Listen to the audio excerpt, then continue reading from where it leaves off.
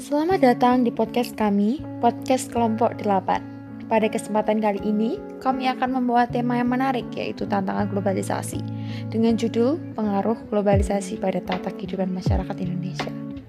Saya Clarissa Skardara Septa, sebagai MC, dengan ditemani dua teman saya, Clara Vinci Aura Fox, dan Nicholas Revalino Yuvanka, akan menemani pendengar beberapa menit ke depan.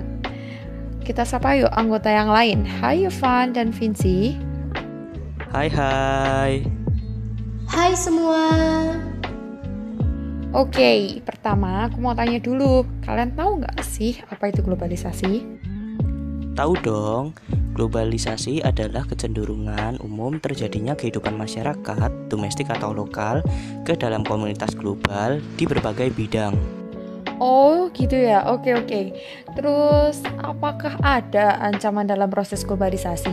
Tentu saja, di masa globalisasi ini, semakin banyak pengaruh dari berbagai bidang, terutama dari luar negeri yang menimbulkan ancaman di negara kita. Salah satu contohnya adalah ancaman ideologi. Ancaman ini berbentuk maksudnya pengaruh kebudayaan luar di Indonesia. Seperti contohnya, banyaknya produk luar negeri yang dikonsumsi oleh masyarakat Indonesia serta budaya atau tren yang masuk. Hal ini menyebabkan kurangnya peminat untuk produk dari Indonesia, serta juga semakin banyak orang yang mulai beralih ke tren budaya luar. Bener juga. Apalagi sekarang udah mulai mudah banget untuk beli produk luar negeri. Terus ada nggak sih cara buat ngatasi itu? Pasti ada. Caranya bisa dengan pertama, memperkuat lapisan masyarakat yang sadar akan budaya dengan cara menyebar luaskan budaya dalam negeri. Kedua, menumbuhkan rasa bela negara terhadap semua orang. Dan ketiga, mengembangkan kebudayaan dan kekayaan alam yang kita miliki. Bisa juga dengan semangat proklamasi yang sudah ada sejak dulu dalam memerdekakan negara kita Indonesia. Dengan pengikatan solidaritas kebangsaan untuk membangun negeri. Dengan menanamkan semangat kebersamaan dan kesetiaan dalam mengatasi sebuah ancaman. Jadi lebih paham sekarang, perjuangan orang-orang di masa lalu memang hebat. Kita harus menghargai jasa mereka dengan merawat apa yang mereka berikan kepada kita dengan sebaik-baiknya. Hampir sama seperti cara mengatasi ancaman masuknya pengaruh kebudayaan luar di Indonesia. Untuk mendukung perdamaian di dunia ini, beberapa cara mengatasi ancaman tersebut bisa digunakan untuk menjaga perdamaian dan mengatasi keprihatinan-keprihatinan yang ada di dunia. Banyak keprihatinan yang terjadi di dunia ini, dan menjadi tugas gereja juga untuk mengingatkan umatnya. Misalnya, keprihatinan yang terjadi karena keacuhan manusia di masa pandemi ini. Karena pandemi ini, sampah masker meningkat dan tidak sedikit hewan di laut yang mati karena memakan atau terjebak pada sampah tersebut. Benar banget, memang di masa globalisasi sekarang, banyak sekali keprihatinan yang terjadi karena pandemi ini. Tapi tahu nggak, ternyata globalisasi juga mempengaruhi bangunan-bangunan. Misalnya, bangunan gereja Blenduk yang ada di Semarang. Gereja tersebut awalnya adalah sebuah rumah panggung. Hingga pada tahun 1894 dibangun menjadi gereja Blenduk dengan bentuk oktagonal atau segi 8 beraturan.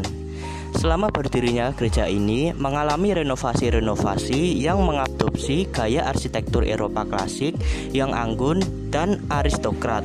Ternyata gereja dengan arsitektur yang unik ada juga ya.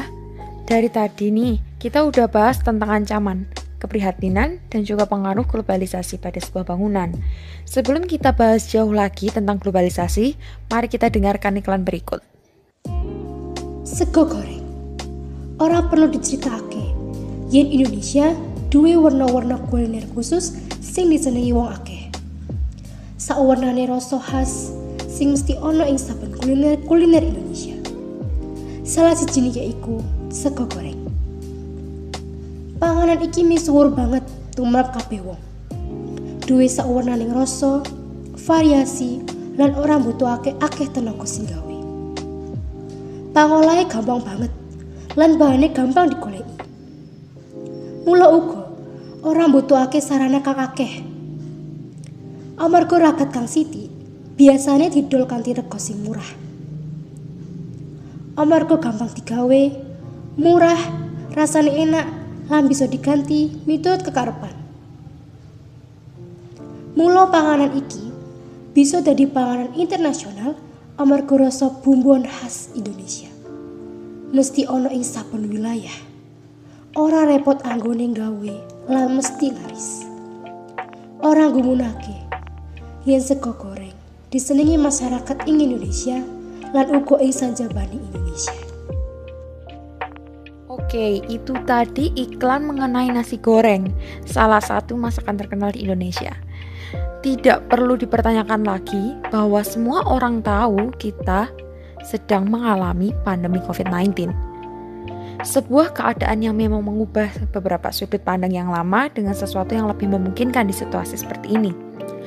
Masa pandemi merupakan masa rentan sekali terkena suatu penyakit, apalagi kalau terkena COVID-19 yang sangat berbahaya.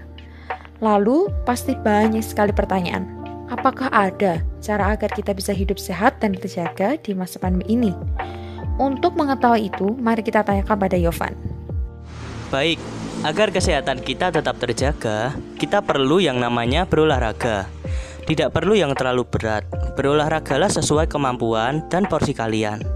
Lakukanlah juga secara rutin. Berbagai jenis olahraga aerobik atau anaerobik yang bisa dilakukan di rumah. Olahraga aerobik adalah jogging, bersepeda, yoga, dan senam aerobik yang dapat meningkatkan kemampuan jantung dan paru-paru. Olahraga ini mengutamakan sistem kardiovaskular yakni jantung, paru-paru, dan sirkulasi karena intensitasnya rendah. Waktu latihannya juga lama. Sedangkan olahraga anaerobik adalah skipping atau lompat tali dan angkat beban. Olahraga ini intensitasnya tinggi dan lebih melatih otot-otot lokal atau spesifik. Ada beberapa jenis olahraga rumahan yang bisa dilakukan secara individu. Kita bisa melakukan kegiatan workout seperti contohnya push up, sit up, plank, jumping jack, serta masih banyak yang lainnya lagi. Dan terlebih lakukanlah secara rutin. Untuk para perempuan, jika olahraga workout menjadi pilihan yang berat, maka bisa beralih ke senam aerobik. Olahraga ini cukup santai dan kita cukup menyetel video senam dan mengikutinya. Senam ini juga memiliki banyak manfaat loh. Manfaat ini tak jauh beda dengan olahraga workout, yaitu membantu menurunkan berat badan, meningkatkan kesehatan jantung, dan dapat mengurangi stres, meningkatkan metabolisme tubuh, serta yang utama meningkatkan imunitas tubuh. Baik, itu tadi merupakan olahraga yang bisa kita lakukan di rumah.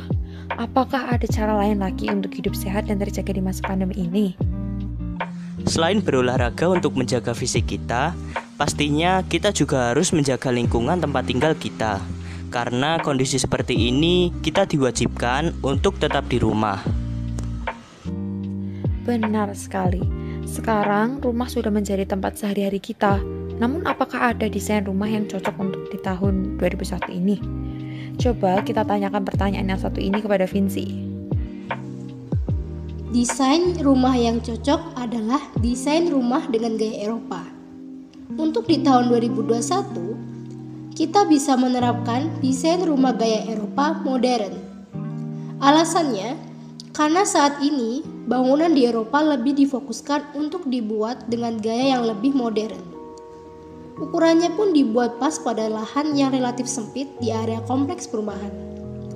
Dan rumah modern ini pastinya membawa ciri khas gaya Eropa, yakni dengan adanya bangunan atap berbentuk limas, cerobong asap, serta beberapa tanaman rindang di sekitar halaman rumah. Di lingkungan yang bersih, baiknya kita juga melakukan kegiatan berolahraga di rumah, terlebih di kondisi pandemi seperti ini. Hal ini menjadi solusi untuk kita tetap sehat walaupun hanya di rumah saja. Alangkah baiknya juga untuk mengurangi rasa malas dan melakukan olahraga ini, karena banyak sekali kelebihan yang bisa membuat badan sehat. Seperti contohnya olahraga ini bisa menurunkan berat badan, meningkatkan kesehatan tulang dan otot, dan terutama membantu meningkatkan imunitas tubuh. Imunitas tubuh yang kuat ini harus dibutuhkan di masa pandemi ini. Kalau imunitas kita kuat, kemungkinan untuk terpapar virus pun sedikit, serta kita tidak mudah untuk sakit. Kami mengucapkan terima kasih kepada para pendengar podcast kami karena sudah mau meluangkan waktu dan mendengar podcast kami hari ini. Dan kami pamit undur diri, sampai jumpa di lain kesempatan. Bye!